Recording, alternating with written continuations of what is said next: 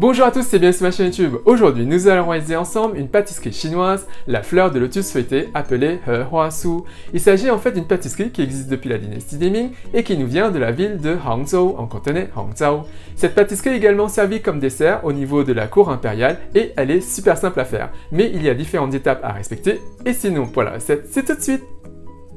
Pour le centre de la fleur, vous aurez besoin de 50 g de noix de coco râpée, un jaune d'œuf, 20 g de beurre pommade et 20 g de sucre glace.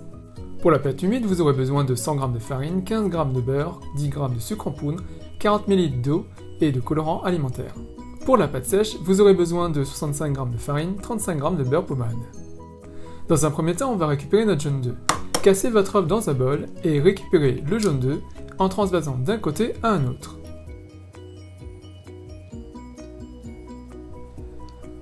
On enlève le reste de blanc et voilà, on l'a isolé. Maintenant, dans un récipient, on va déposer la noix de coco râpée, le sucre glace, on mélange pour rendre le tout homogène. Ensuite, on y dépose le beurre, puis le jaune d'œuf, et on va travailler le tout jusqu'à obtenir une mixture comme une sorte de pâte de coco.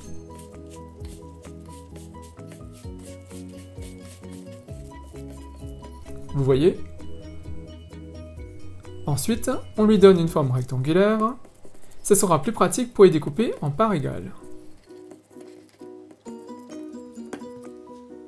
On coupe maintenant en 2, puis en 10. Voilà.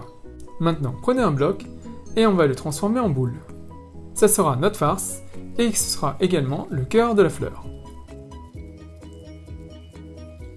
On fait cela pour les 10 blocs. Et voilà, et ça part au congélateur pour durcir, et c'est très important.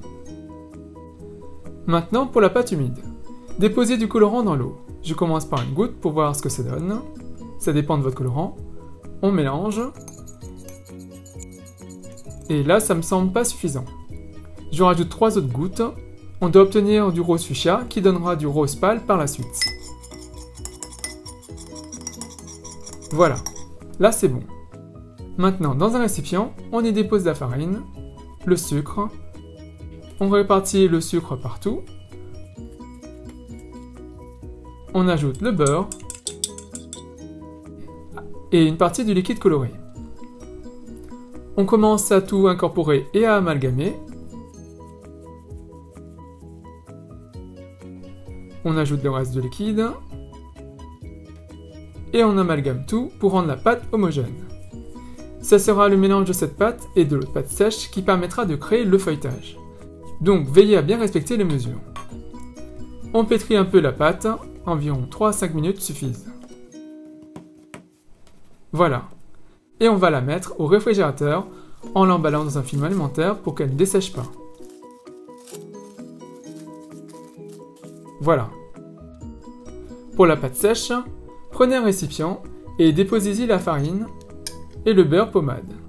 Et on va mélanger ces deux ingrédients de façon à obtenir une pâte un peu sablée.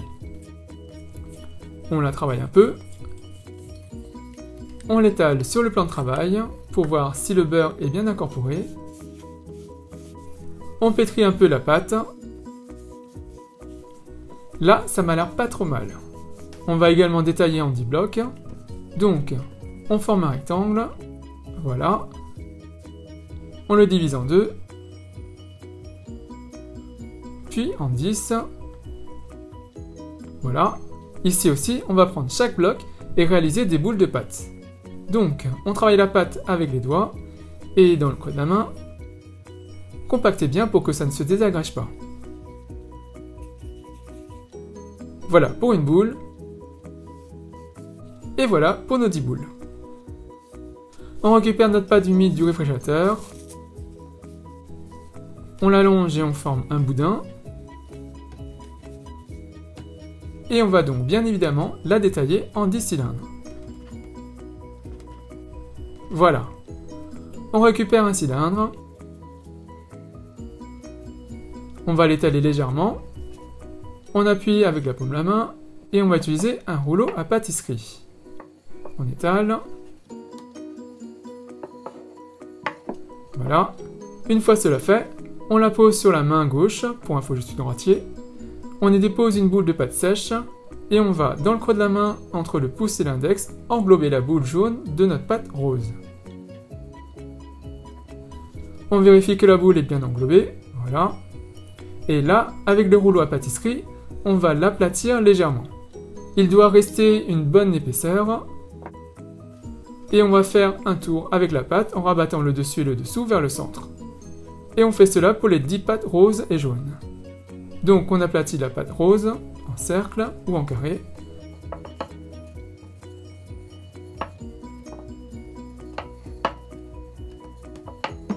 On insère la boule. La pâte rose est épaisse. On englobe la pâte jaune.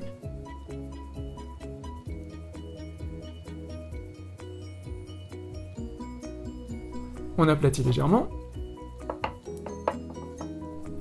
On rabat le haut et le bas et ça nous fera un tour. On recouvre d'un film alimentaire pour que ça ne se dessèche pas, c'est super important.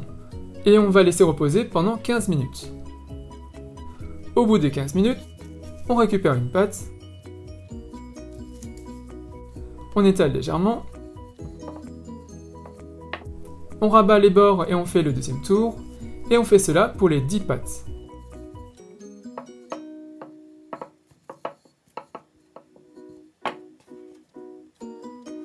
Et on recouvrira et on laissera reposer encore pendant 15 minutes. Au bout des 15 minutes, on récupère notre cœur congelé. On prend une pâte et on l'étale pour pouvoir l'englober. Si vous étalez la pâte comme dans mon cas, c'est-à-dire assez fin, quand vous mettez le cœur au centre, en refermant la pâte sur la boule, vous allez vous retrouver avec beaucoup de pâte sur le dessus, qui sera notre dessous. La base donc de la fleur sera très épaisse. C'est moins esthétique, mais ce n'est pas grave. Le mieux c'est de ne pas trop étaler.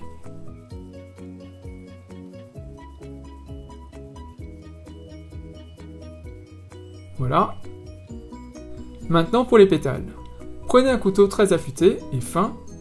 On va inciser la pâte extérieure jusqu'à toucher le centre. Et on va inciser de part et d'autre de la boule pour former les 6 pétales, voire 8 si vous le souhaitez. Mais laissez une hauteur entre 5 à 8 mm au niveau de la base.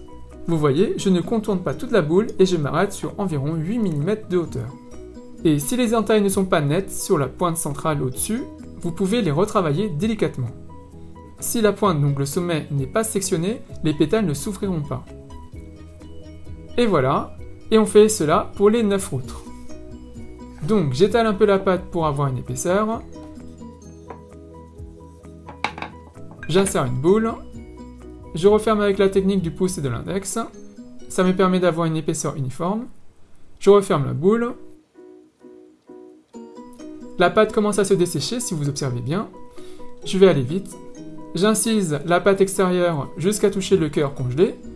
Et j'entaille bien jusqu'en bas en laissant 8 mm de hauteur.